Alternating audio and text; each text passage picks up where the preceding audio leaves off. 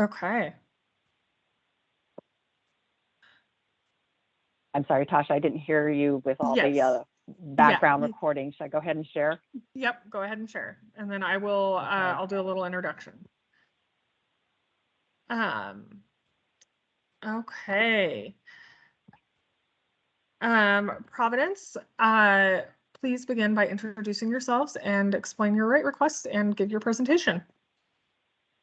Sure. I'll go ahead and start. I'm Jean Adams, Director of Product Benefit Management for Providence. And then Sean. Yes, I'm Sean Savage. I'm the manager of our commercial pricing team. Okay.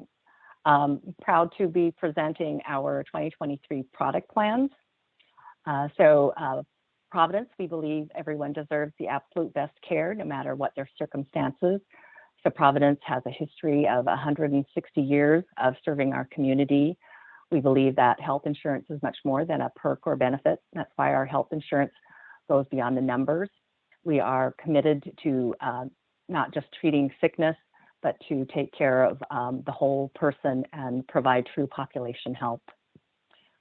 So in terms of our small and individual group approach in our portfolio, we had four different guidelines we were working towards.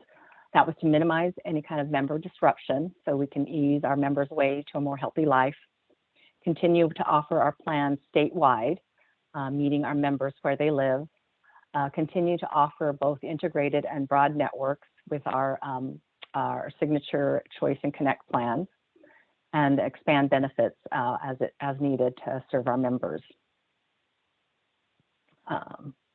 Sean. Yes, Providence is requesting a 6.5% rate increase for our individual members. Initially, we did file a 7.5% rate increase, but after the results of the final risk adjustment report, we are now requesting a 6.5% rate increase. Providence is committed to continue to offer coverage statewide, and we currently enroll around 54,000 members. Our key rating assumptions for the individual market is that we did not make any adjustments for a potential basic health plan in our filing. Also, the state reinsurance program continues to benefit Oregon's individual market with premium savings of nearly 10% in 2023. Due to technological advancements, growing provider costs, and higher service utilization, medical expense trend is the key driver of our rate increase. Okay. So specifically for individual, what's new for 2023, no discontinuation of any of our 2022 plans, so no removal of any benefits or changes to our service area. We did add a zip code in the Hillsborough area in Washington County that bridges our Gamhill and Washington County service areas. We added a vision therapy benefit, which is to treat convergence insufficiency. So we've added that with a limitation of 12 visits per lifetime, and then insulin caps of $80 for 30 days, $240 for 90. This lists our family portfolio. So you can see here we have 3 product families. Our Connect product for the Portland area. You can see there the counties, Clackamas, Hood River, Washington, Multnomah, and Yamhill. And then the Choice Network and the associated counties for that product family, and then the Signature Network, those plans in the other counties in Oregon. Okay, moving on to small group. Yeah, small group rate request, we're requesting a 10.6% rate increase for our small group members. We continue to offer statewide coverage, and we currently enroll around 50,000 members and approximately 5,000 groups. Our key rating assumptions for small group, due to technological advancements, growing provider costs, and higher service utilization, medical trend is a key driver of a rate increase in small group as well. However, one thing about small group, utilization was higher than expected for 2021, which is driving a more significant increase than we were requesting in individual. Specifically, what's new for small group? Again, no disruption of our 2022 plans. For our HSA plans, we added an embedded deductible to our 3,500, 5,000, 6,000, and 7050 HSA plans.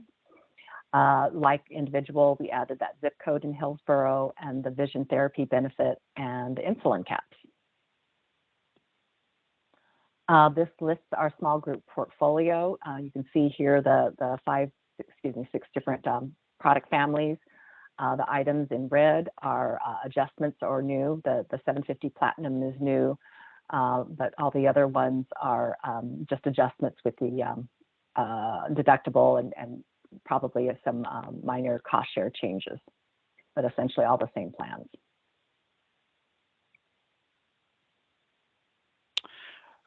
So far as changes to our formulary and pharmacy costs, new formulary changes for 2023, we have added antidepressant and long-acting stimulant medications to our lower cost chairs.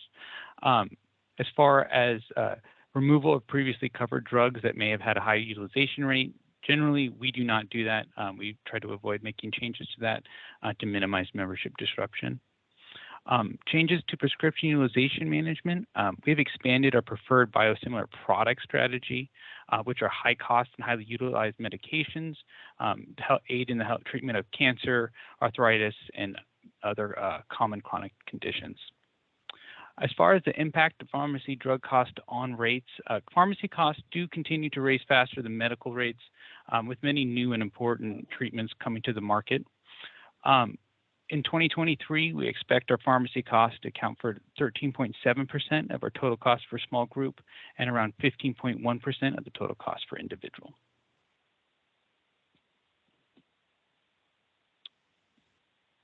Our network changes, we do not anticipate any major network changes for 2023, and consumers have a few options to provide feedback to the network: direct phone and voice contact with customer service, MyProv, and the chat or email functions to direct any questions and feedback to customer service, and standard U.S. mail for written correspondence. And that is it for our presentation. Thank you, Providence. Now the division actuaries will lead a discussion about the review of the filing and the preliminary decisions. Back to you, Tim. Hi, thanks, Sasha. Hi, my name is Tim Hinkle. I'm the primary reviewer on this filing. My name is Michael Sink. I am the secondary reviewer on the filing.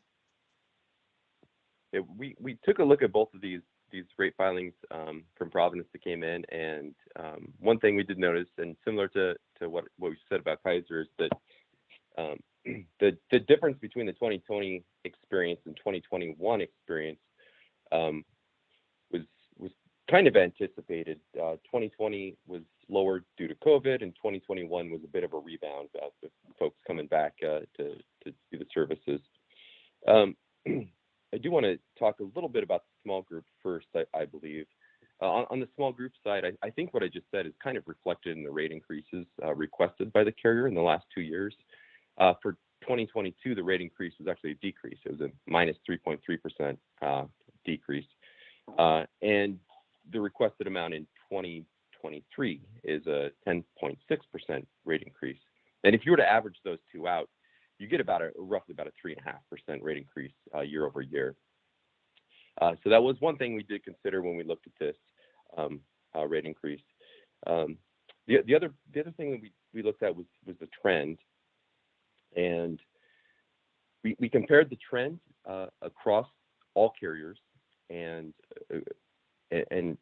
we believe that the requested trend from Providence on the small group side was reasonable, and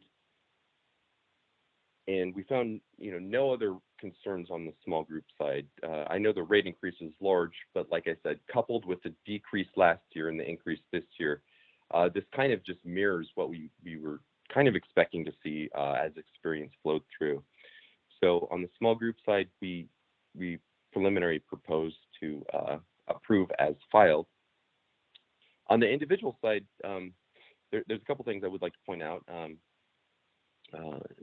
One would be the risk adjustment. I know Sean mentioned this, but the risk adjustment came in this year ahead of when it normally does.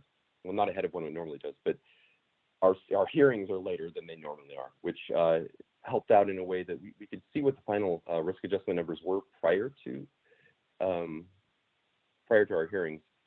So we were able to ask Providence. We noticed that when we summed up on the individual side, we summed up all of the amounts of the filed risk adjustment, and we realized we're off by I think it was about 15 or 20 million. I can't remember exactly what it was, but we felt like Providence might have been off on this one slightly. And so when we asked, Providence came back and said, yeah, we're overestimated by about 1%. And so while the request is the initial request is 7.5%, we proposed to approve the 6.5%, which includes the adjustment for risk adjustment. I would like to point out one other thing is that on the cost share reduction plans, Providence has reduced what they are requesting for as compared to last year for the silver load. Last year, the silver load, I think, was roughly about 18%. This year, I think it's about 14 to 15%. And I just like to point out that change actually is a reduction in rates. So it doesn't increase the rates. While it's the increase, if the rates had not had a silver load, it actually, by reducing the silver load between 2022 and 2023, that actually is a net reduction in what the rates would otherwise have been. And that's all I have to say on this. So back to Tasha. Thank you, Tim. Okay. Providence, do you have any additional information or comments that you would like to make on these filings? We do not. We will now take any public testimony. As I said, I don't believe anybody signed up for this, but if you would like to say something, please unmute and introduce yourself.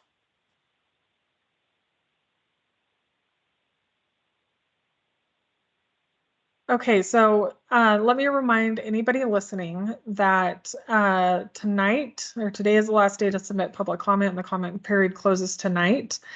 Comments can be submitted through our website at OregonHealthRates.org. Thank you, everybody. That concludes today's hearings and the 2023 rate review hearing cycle. Thank you, everybody. Thank you. Excellent job, Tasha. Your team is amazing. I have the best actuaries. No offense to